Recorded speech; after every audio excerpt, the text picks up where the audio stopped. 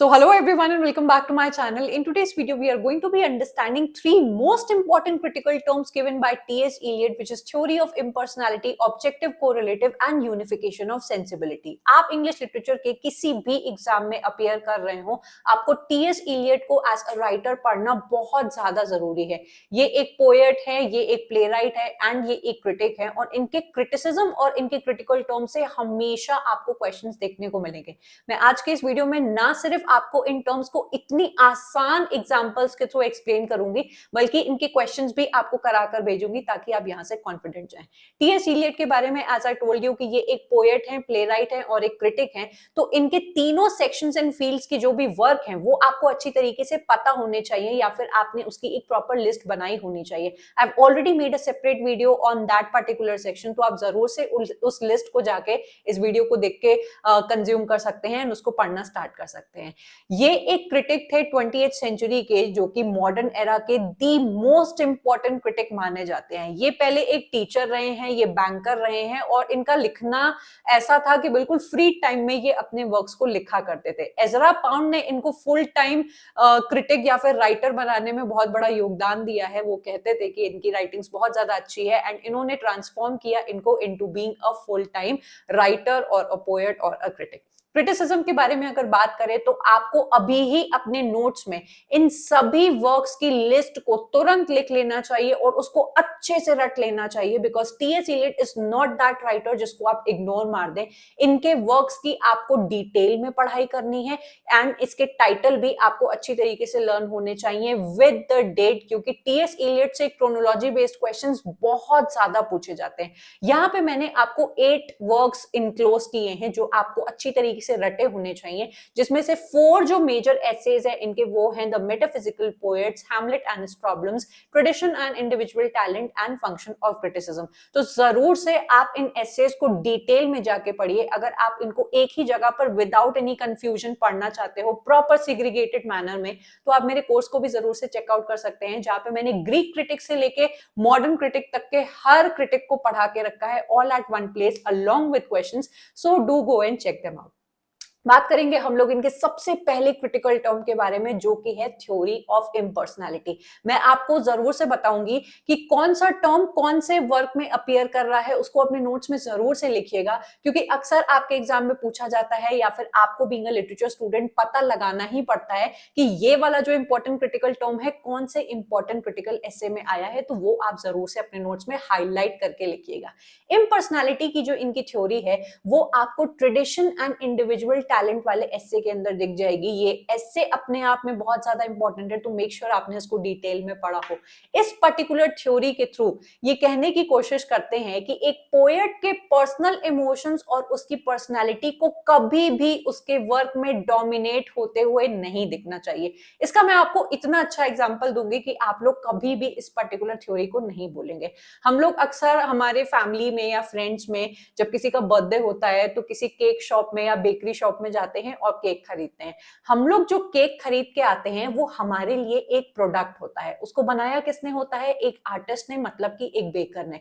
Suppose करो कि आप तो केक लेकर आ गए, आपने अपने फ्रेंड का या फैमिली फ्रेंड्स का या जिसका भी बर्थडे सेलिब्रेट किया एंड आपने वो जो टेस्टी केक था वो खाया।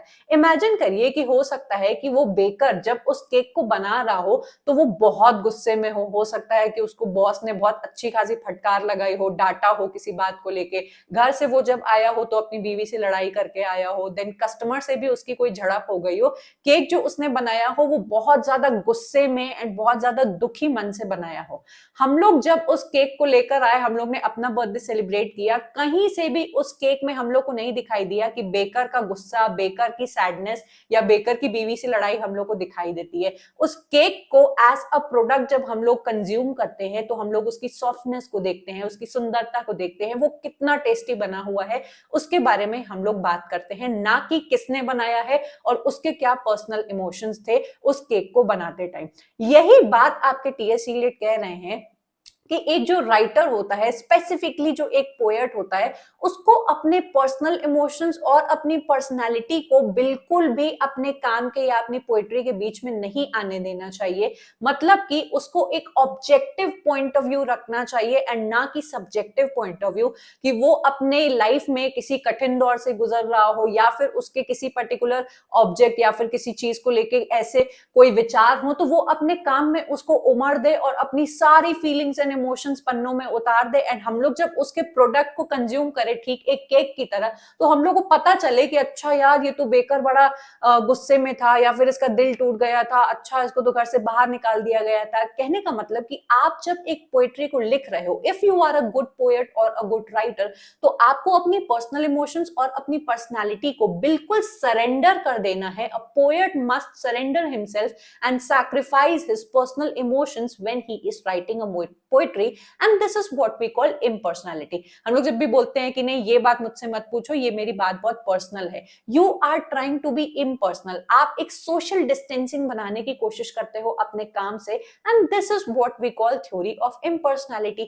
ये जो इनकी थ्योरी है, इन्होंने कहा है कि इलियट सजेस्ट करते हैं good poetry isn't a direct expression of poet's personal feelings. अगर एक ऐसा पोएट जो अपनी पर्सनल फीलिंग्स या अपने पर्सनल इमोशंस या अपनी सब्जेक्टिव डिजायर्स एंड चॉइसेस अपने काम में डाल देता है एंड उसी के ही अकॉर्डिंग बाकी वर्क्स को भी एनालाइज करने की कोशिश करता है, तो इलियट के अकॉर्डिंग वो एक अच्छा पोएट नहीं है। इन्होंने एक बहुत ही ब्यूटीफुल एनालॉजी बनाई है केमिस्ट्री और लिटरेचर के बीच में, जो आपके एग्जाम में एग्जैक्टली पूछी गई है। इनके अकॉर्डिंग एक पोएट को कैटलिस्ट की तरह होना चाहिए, जो एक केमिकल रिएक्शन का पार्ट तो होता है लेकिन कभी भी अपने ट्रेसेस उस पर्टिकुलर रिएक्शन में छोड़कर नहीं जाता है। केमिस्ट्री में जब हम लोग अपने स्कूल टाइम पर पढ़ा करते थे, तो हम लोग ने बहुत सारी केमिकल रिएक्शंस पढ़ी हैं एंड ये आपके टीएस इलियट ने अपने एस्से में भी यूज की है, जिससे आपके एग्जाम में क्वेश्चन पूछा गया है। कैटलिस्ट में आप सभी को याद दिलाऊं कि ये एक ऐसा सब्सटेंस, एक ऐसा एलिमेंट होता है जिसको आप किसी भी पर्टिकुलर केमिकल रिएक्शन में अगर ऐड कर देते हो, तो वो आपके केमिकल रिएक्शन का जो प्रोसेस है उसको फास्ट कर देता है, या फिर उसमें प्रेजेंट होने की वजह से एक नया आपको केमिकल रिएक्शन दिखाएगा या सब्सटेंस बनाकर देगा। लेकिन कभी भी आप एंड रिजल्ट में उस कैटलिस्ट का एक भी ट्रेस या फिर एक भी तरीके का उसकी प्रेजेंस नहीं फील कर पाओगे, और यही होता है एक कैटलिस्ट का रोल। आपके टीएस इलियट ने कहा है कि एक पोएट का जो माइंड होता है, जो दिमाग है, वो कैटलिस्ट की तरह होना चाहिए। एंड क्योंकि उन्होंने ये एग्जांपल यूज किया है, तो इन्होंने कहा है कि जिस तरीके से प्लैटिनम का जो फिलामेंट होता है इस पर्टिकुलर केमिकल रिएक्शन में हम लोग इस्तेमाल करते हैं, आप जब एंड रिजल्ट को देखेंगे तो सल्फ्यूरिक एसिड को पाएंगे, कहीं पे भी आप प्लैटिनम के ट्रेसेस को नहीं देख पाएंगे। And that is what he is expecting out of a good poet, कि एक अच्छे पोएट को एक कैटलिस्ट की तरह होना चाहिए, कि अपने प्रोडक्ट को इम्पर्सनल होके सोशल डिस्टेंसिंग बरतते हुए लिखना चाहिए एंड अपने पर्सनल इमोशंस को अपने वर्क में कभी भी इंट्रूड नहीं करने देना चाहिए, या फिर बोल सकते हैं कि हावी नहीं होने देना चाहिए। तो इस पॉइंट को आप लोग याद रखिएगा, आपसे ये क्वेश्चन एग्जाम में पूछा गया है। पोएट का टास्क होना चाहिए to submerge his personal feelings. आपके मन में जो भी अपनी पर्सनल फीलिंग्स हैं, जो भी आपके विचार हैं, चॉइसेस हैं, उसको अंदर ही दबा के रखिए। आपकी जो पोएम होनी चाहिए वो खुद में अकेले चमकनी चाहिए। It should be a product like your cake, जैसे हम लोग ने बात की कि बेकर के पर्सनल इमोशंस जिस तरीके से उसके केक में नहीं झलकते हैं, सिर्फ उसका टेस्ट और उसकी ब्यूटी को हम लोग अप्रिशिएट करते हैं, एक पोएट्री भी वैसी होनी चाहिए। आप सब लोग सोच रहे होंगे कि ये जो थ्योरी ऑफ इम्पर्सनैलिटी है वो उन्होंने किसके लिए दी है, तो ये स्पेसिफिकली इन्होंने रोमांटिक राइटर्स के लिए कहा था, क्योंकि हम सबको पता है कि रोमांटिक राइटर्स बहुत ही ज्यादा सब्जेक्टिव राइटर्स थे। वो नेचर को इतना पसंद करते थे कि उनकी पोएट्री के अंदर उनके पर्सनल चॉइसेस, डिजायर्स एंड जो सब्जेक्टिविटी थी, स्पेशली वर्ड्सवर्थ की, कि हमें अपनी पोएट्री को कॉमन लैंग्वेज में लिखना चाहिए, रस्टिक लैंग्वेज का इस्तेमाल करना चाहिए। कहने का मतलब कि वो अपनी जो पर्सनल सब्जेक्टिविटी थी लोगों पर थोपने की कोशिश करते थे। उनके वर्क्स को कहीं से भी आप ढूंढकर पहचान सकते हो कि ये नेचर के बारे में बात करने वाला बंदा है एंड ये हमारा वर्ड्सवर्थ ही हो सकता है। तो इससे हम लोग क्या समझते हैं कि वर्ड्सवर्थ की जो पर्सनल बिलीफ्स हैं, या फिर हम लोग अपने सभी रोमांटिक राइटर्स को पकड़ लेंगे तो उनकी पोएट्री में आपको सब्जेक्टिविटी देखेगी, आपको उनके पर्सनल फीलिंग्स एंड इमोशंस दिखाई देगी, and this is according to T S Eliot is not a good thing, and hence a poet must be impersonal impersonality को उनको फॉलो करना चाहिए। I hope this is clear. बात करेंगे हम लोग इनके क्वेश्चन की जो आपसे पूछा गया है कि in tradition and individual talent, T.S. Eliot uses the analogy of the catalyst to elucidate his theory of impersonal poetry. He cites the example of a filament of platinum in the poetic process that is equivalent to. तो ये question आपको बहुत ही अच्छी तरीके से समझ में आ गया होगा कि आपके इस पर्टिकुलर एस्से के अंदर जो एनालॉजी आपके टी.एस. इलियट ने अप्लाई की है of the filament of platinum, उसको किससे कंपेयर किया है? पोएट के दिमाग से, कि पोएट का दिमाग एक कैटलिस्ट की तरह होना चाहिए, प्लैटिनम के फिलामेंट की तरह होना चाहिए। आपके केमिकल रिएक्शन का पार्ट तो हो, लेकिन उसके कहीं से भी पर्सनल इमोशंस नहीं दिखने चाहिए। ये था हमारा पहला टर्म। आई होप कि आपको क्लियर हो गया होगा। अब हम लोग बात करेंगे इनके दूसरे टर्म के बारे में, जो कि है ऑब्जेक्टिव कोरिलेटिव। ऑब्जेक्टिव कोरिलेटिव जो टर्म है वो इनके दूसरे एस्से हैमलेट एंड हिज प्रॉब्लम्स के अंदर आपको देखने को मिल जाता है। इसकी डेट बहुत अच्छी तरीके से समझिएगा एंड प्लीज मेक श्योर कि आप हैमलेट एंड हिज प्रॉब्लम्स के एस्से को बहुत डिटेल में करके जा रहे हो, क्योंकि इससे आपको और भी बहुत सारे क्वेश्चंस देखने को मिल जाएंगे अपार्ट फ्रॉम ऑब्जेक्टिव कोरिलेटिव। आपके ऑब्जेक्टिव कोरिलेटिव टर्म का आखिर मतलब क्या है? ये जितना भी येलो से लिखा हुआ है ये इसकी डेफिनेशन है, एंड अगर आप इसको लर्न कर लेंगे तो आपके लिए बहुत ज्यादा आसानी होगी। A set of objects, a situation और a chain of events that evokes the desired emotional response in the reader और द ऑडियंस। अब मैं आपको जो एग्जांपल दूंगी वो आप लाइफ में कभी भी नहीं भूलने वाले हो। जब भी हमारी बॉलीवुड मूवीज में कोई रोमांटिक सीन दिखाने मन होता है हमारे प्रोड्यूसर्स एंड डायरेक्टर्स का, तो वो बारिश करवा देते हैं। वो आपको चिल्ला चिल्ला कर बताएंगे नहीं कि अब हीरो हीरोइन का एक रोमांटिक मूवमेंट होने वाला है। ऐसे तरीके से आपके सीन को सेट किया जाता है, रेन को एक प्रॉपर इवेंट या ऑब्जेक्ट बनाकर दिखाया जाता है, एंड देन आपके जो सीन्स आते हैं वो आपके मन में रोमांटिक इमोशंस को इवोक करते हैं बारिश की वजह से।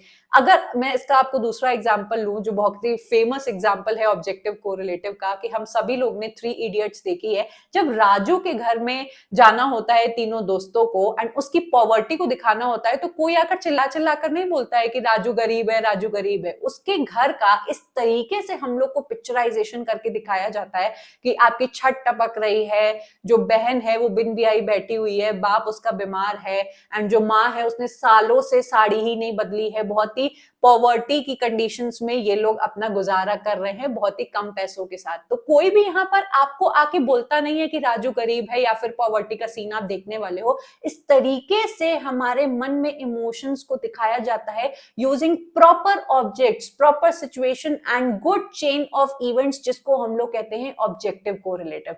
तो ये वाला जो टर्म है आपसे कहने की कोशिश करता है कि आप अगर एक अच्छे पोएट हो तो आपको किसी चीज को कहना नहीं है, आपको शो करना है। आपको इस तरीके से अपने सीन्स को दिखाना है, सही ऑब्जेक्ट्स एंड सही इवेंट्स का इस्तेमाल करके, कि आपके जो ऑडियंस है उसके मन में अपने आप ही वो इमोशंस उत्पन्न होने लगे जो आप चाहते हो अपने उस सीन से इवोक कराना। Instead of directly expressing personal emotions, the writer creates a scene or image that makes the audience experience these emotions without explicitly stating them. कभी भी एक गरीब वाले सीन में कोई आके आपको नहीं बताएगा कि गरीब वाला सीन आने वाला है। रोमांटिक सीन जब होने वाला होता है तब भी कोई नहीं आके बताता है। कोई हॉरर सीन होने वाला होता है तब भी हम लोग को ऐसे पुराने हॉन्टेड घर दिखाए जाते हैं, पत्तों की सरसराहट हम लोग को सुनाई जाती है, दरवाजे को एक अजीब आवाज से खोला जाता है, जिससे हम लोग अपने आप ही उन इमोशंस को गेट करने लगते हैं। And this is what actually is known as objective correlative. कि आपका अगर पोएट अपनी पोएट्री के अंदर बहुत दुख फील कर रहा है, उसको डिस्पेयर की फीलिंग आ रही है, तो आपको ये बोल के नहीं दिखाना है, कुछ ऐसे सेट ऑफ इवेंट्स एंड ऐसे लैंडस्केप में उस पर्टिकुलर पोएट को या फिर उस कैरेक्टर को रखकर दिखाना है कि अपने आप ही आपको वो फीलिंग्स एवोक होने लगे। ऑब्जेक्टिव कोरिलेटिव इतनी सी ही बात है। अब आपके इस पर्टिकुलर एस्से में that is Hamlet and his problems के अंदर, हैमलेट को आपके टी.एस. इलियट ने एक बहुत बड़ा आर्टिस्टिक फेलियर बताया है। अगर आप सबने हैदर मूवी देखी होगी, जो आपके हैमलेट, शेक्सपियर के हैमलेट मूवी का एक स्क्रीन प्ले या अडेप्टेशन माना जाता है, तो आप अच्छी तरीके से समझ पाएंगे कि जिस तरीके से ये जो कहानी बनी हुई है कि Hamlet as a person comes to know of the death of his father at the hands of his uncle, and उसके तुरंत बाद उनकी ही मदर उसके चाचा से शादी कर लेती है। तो उसके लिए एक बहुत ओवरवेलमिंग सिचुएशन हो जाती है। First he has to cope up with the death of his father who was the king, and then उसको सपने में पता लगता है कि उसका बाप मरा नहीं है, उसके चाचा ने उसको मार दिया है। And another blow that comes to him is कि उसकी मदर ने जाके उसके चाचा से फट से शादी कर ली। सो आपके इस पर्टिकुलर प्ले के अंदर टीएस इलियट का मानना है कि जो हैदर की या सॉरी हैमलेट की इतनी स्ट्रॉन्ग एंड ओवरवेलमिंग जो सिचुएशन थी उसको अच्छी तरीके से ऑब्जेक्टिफाई नहीं किया गया, एंड हेंस आपके जो टीएस इलियट हैं वो हैमलेट को एक आर्टिस्टिक फेलियर मानते हैं। मैं आपको एक एक्स्ट्रा इंफॉर्मेशन भी अगर दूं तो मैकबेथ को आपके टीएस इलियट ने एक आर्टिस्टिक सक्सेस माना है, क्योंकि इनके अकॉर्डिंग जो लेडी मैकबेथ का स्लीप वॉकिंग सीन था एंड दैट उनको लगने लगा था कि उसके हाथ में खून लग गया है, एंड जो भी वो पागल हो रही थी आफ्टर किलिंग द किंग अपने हस्बैंड के साथ, तो उसको बहुत ही ब्यूटीफुली दिखाया है आपके शेक्सपियर ने। एंड टीएस इलियट मानते हैं कि मैकबेथ उनके अकॉर्डिंग एक आर्टिस्टिक सक्सेस है and Hamlet other than that एक आर्टिस्टिक फेलियर है। तो इससे भी आपके एग्जाम में क्वेश्चन पूछा गया है, which of the following statements best describes T S Eliot's assertion that Shakespeare's Hamlet is an artistic failure. Artistic failure इसको क्यों कहा गया है? क्योंकि आपके हैमलेट के इमोशन जो इतने ओवरवेलमिंग इमोशंस थे उसको आपकी जो प्ले है उसमें ब्यूटीफुली ऑब्जेक्टिफाई करके, एडिक्वेटली ऑब्जेक्टिफाई करके नहीं दिखाया गया है, hence he is considered an objective failure. ठीक है, आर्टिस्टिक फेलियर। अब हम लोग आते हैं अपने तीसरे टर्म में। आई होप आप लोग को ऑलरेडी मजा आ रही होगी एंड ये दोनों जो टर्म्स हैं वो आपको अच्छी तरीके से समझ में आ गए हैं। डू कमेंट मी डाउन अगर आपके मन में कोई भी कंफ्यूजन बचा हो, तो मैं फिर से आपके लिए एक शॉर्ट बना दूंगी। जो भी बात हो आप लोग अपने फीडबैक जरूर से लिख कर जाया करो। तीसरा जो टर्म है हमारा यूनिफिकेशन ऑफ सेंसिबिलिटी, ये भी एक बहुत ही इंटरेस्टिंग इनका कॉन्सेप्ट है जो इन्होंने कॉइन किया था अपने ऐसे द मेटाफिजिकल पोएट्स के अंदर। मेटाफिजिकल जो वर्ड है हम सब लोग को पता है सबसे पहले कॉइन किया था हमारे सैमुअल जॉनसन ने अपने lives of the most eminent poets के अंदर, एक चैप्टर के अंदर ऑफ द काउले, जिसके अंदर इन्होंने मेटाफिजिकल पोएट्स को लेके कुछ खास अच्छी बातें नहीं बोली है। सैमुअल जॉनसन एक ऐसे इंसान थे जो मेटाफिजिकल राइटर्स की complex style and far fetched conceits को खास पसंद नहीं करते थे, क्योंकि ये कहते थे कि इनकी कॉम्प्लेक्स जो स्टाइल है कंसीट्स का इस्तेमाल करने की वो बहुत ज्यादा एम्बिगुअस है एंड कंफ्यूजन पैदा करती है आपके रीडर के मन में। लेकिन टीएस इलियट इसी के ही उलट आपके मेटाफिजिकल राइटर्स और उनकी इन कॉम्प्लेक्स स्टाइल को बहुत इंटेलेक्चुअल मानते हैं और कहते हैं कि इनके वर्क में मुझे थॉट एंड इमोशंस का एक परफेक्ट अमेलगमेशन एंड एक परफेक्ट ब्लेंड देखने को मिलता है, and hence the word comes your unification of sensibility. ये जो वर्ड है आपको अलग अलग कीवर्ड्स का इस्तेमाल करके एग्जाम आपको कंफ्यूज करने के लिए पूछेगा, तो मैं आपको दोनों प्रोवाइड कर दूं। थॉट एंड इमोशन आपको देखने को मिल जाएगा, देन आपको इंटेलेक्ट ओके एंड फीलिंग्स देखने को मिल जाएगा। तो कहीं पे भी आपको ये दो वर्ड्स देखने को मिल जाए तो कंफ्यूज मत होना, समझ जाना कि आपके टीएस इलियट ने जितने भी मेटाफिजिकल पोएट्स हैं, स्पेशली डॉन, स्पेशली जो हमारे डन है, मार्वेल हैं, उनके वर्क्स के लिए कहा है कि इनके वर्क्स में जो कंसीट का इस्तेमाल किया गया है, हम सब लोग जानते हैं कि दो प्यार करने वालों को कंपास के दो पैरों से कंपेयर कर दिया, देन अगेन दो प्यार करने वालों के मिलन को इन्होंने मक्खी के खून के अंदर मिलन के तौर पर दिखा दिया है। तो ऐसा जो कंसीट एंड कंपैरिजन है वो हम लोग को नॉर्मल लाइफ में देखने को नहीं मिलता है, एंड हेंस आपके टीएस इलियट कहते हैं कि इनके कंपैरिजन के अंदर आपको दिमाग भी देखने को मिलेगा एंड उस दिमाग के साथ फीलिंग्स भी देखने को मिलेगी, एंड दिस अमेलगमेशन और द ब्लेंड आपको सिर्फ और सिर्फ मेटाफिजिकल पोएट्स के अंदर देखने को मिलेगा, एंड अपने आप को भी लगे हाथ तारीफ का पात्र बना देते हैं और कहते हैं कि मेटाफिजिकल पोएट्स के बाद, मतलब कि 17th सेंचुरी के बाद डायरेक्ट जाके 20th सेंचुरी के जो मॉडर्न राइटर्स है, मतलब कि हम लोग अब जाके मेटाफिजिकल पोएट्री जैसी पोएट्री लिख पाए हैं। एक ऐसी बीमारी चल रही थी जो मिल्टन एंड ड्राइडन के आने की वजह से फैल गई थी, एंड उससे हमारा इंग्लिश लिटरेचर रिकवर ही नहीं कर पाया। प्लीज ध्यान दीजिएगा, ये मैं आपको एक्स्ट्रा इंफॉर्मेशन दे रही हूँ जिससे आपके एग्जाम में क्वेश्चन पूछे गए हैं। Metaphysical poets that is the Jacobean writers and Elizabethan writers के बारे में इन्होंने कहा कि इनके वर्क्स में आपको इंटेलेक्ट और फीलिंग्स दोनों ही ब्लेंड होते हुए दिखाई देंगी, लेकिन 17th century and specially Milton और ड्राइडन के आने के बाद पता नहीं ऐसा क्या हो गया कि आपको या तो नियो क्लासिकल के वर्क्स में सिर्फ और सिर्फ दिमाग वाली बातें देखने को मिल जाएगी, एंड या तो आपको रोमांटिक पोएट्री में सिर्फ और सिर्फ भर भर के फीलिंग्स देखने को मिल जाएगी, एंड हेंस इनको या रोमांटिक राइटर्स को कहा है कि they suffered from dissociation of sensibility. कभी भी इंटेलेक्ट और इमोशन दोनों मिलके उनके वर्क्स में खड़े नहीं होते थे, इधर उनके वर्क्स में इंटेलेक्ट बहुत ज्यादा डोमिनेट करता था या फिर उनके वर्क्स में फीलिंग बहुत ज्यादा डोमिनेट करती थी। मेटाफिजिकल राइटर्स के बाद हम लोग को दिखा ही नहीं कि परफेक्ट ब्लेंड हम लोग को इंटेलेक्ट एंड इमोशंस का देखने को मिलता है। मॉडर्न एरा में जब मॉडर्न राइटर्स आते हैं और हम लोग जब पोएट्री अपनी लिखते हैं कॉम्प्लेक्स स्टाइल का इस्तेमाल करके, तो वो एक परफेक्ट एग्जांपल है मेटाफिजिकल पोएट्री की लेगेसी का। तो इस पॉइंट को आप लोग याद रखिएगा। Iliad contrast metaphysical poetry specially from the romantic period which he claims separated from emotion and intellect resulting in dissociation of sensibility. तो भाई 17th सेंचुरी या फिर हमारे मेटाफिजिकल पोएट्स एंड डन को इन्होंने कहा है इनके अंदर हमें दिखाई देती है unification of sensibility. 17th century के बाद आते हैं मिल्टन और ड्राइडन जो नो डाउट बहुत अच्छा काम करते हैं लिटरेचर के अंदर, लेकिन इनके बाद जितनी भी आपकी राइटिंग्स आती हैं 18th सेंचुरी की, 19th सेंचुरी की, इनमें या तो हम लोग को सिर्फ इंटेलेक्ट देखने को मिलता है या फिर सिर्फ और सिर्फ हम लोग को फीलिंग्स देखने को मिलती हैं। हेंस ये सफर करते हैं डिसोसिएशन ऑफ सेंसिबिलिटी से। एंड इनके बाद मेटाफिजिकल पोएट्री के बाद सिर्फ हम मॉडर्न ही ऐसे हैं जो इस टाइप की कॉम्प्लेक्स एंड इंटेलेक्चुअल पोएट्री को लिख सकते हैं। And this is what we call unification of sensibility. Question आपसे इतना बड़ा पूछा गया है, आप जरूर से वीडियो को रोक के पढ़िएगा कि a dissociation of sensibility set in from which we have never recovered and this dissociation as is natural was aggravated by the influence of two most powerful poets of the century which is Milton and Dryden. कहने का मतलब कि एक ऐसी dissociation हम लोग को देखने को मिलती है 17th सेंचुरी के बाद जो बहुत ज्यादा भड़का दी थी आपके ड्राइडन और मिल्टन ने, और जिससे हम लोग आज तक रिकवर ही नहीं कर पाए। तो ये आपका आंसर बन जाता है। एक और क्वेश्चन जो कि बहुत ही इंटरेस्टिंग क्वेश्चन है, अगर आपने इसको आंसर कर लिया तो समझ जाइएगा कि आपको तीनों टर्म्स बहुत अच्छी तरीके से समझ में आ गए। The term negative capability was coined by John Keats। अब ये तो हम लोग का इस पर्टिकुलर एस्से से कंसर्न नहीं करता है, लेकिन मैंने नेगेटिव कैपेबिलिटी जो जॉन कीट्स का टर्म है और इनके और भी सारे क्रिटिकल टर्म्स ऑलरेडी इस वीडियो में पढ़ा के रखे हैं, तो उसको जरूर से जाके इस वीडियो के बाद पढ़ लेना क्योंकि उनके भी क्रिटिकल टर्म्स पूछे जाते हैं। ये स्टेटमेंट ट्रू है क्योंकि जॉन कीट्स ने नेगेटिव कैपेबिलिटी का टर्म दिया था। पॉइंट नंबर सेकंड हम लोग से कहता है while analysing the term dissociation of sensibility T S. Eliot proclaims the Hamlet is an artistic failure. अब बच्चा क्या करेगा कि वो कहेगा कि dissociation of sensibility, Hamlet is an artistic failure, दोनों ही तो टी.एस. इलियट के टर्म्स है। जल्दी जल्दी में वो कहेगा कि हाँ ये भी करेक्ट है, लेकिन ये स्टेटमेंट आपका गलत है। आपका आंसर है statement 1 is true, statement 2 is false. क्यों? क्योंकि डिसोसिएशन ऑफ सेंसिबिलिटी की बात इन्होंने मेटाफिजिकल वाले एस्से के अंदर की है।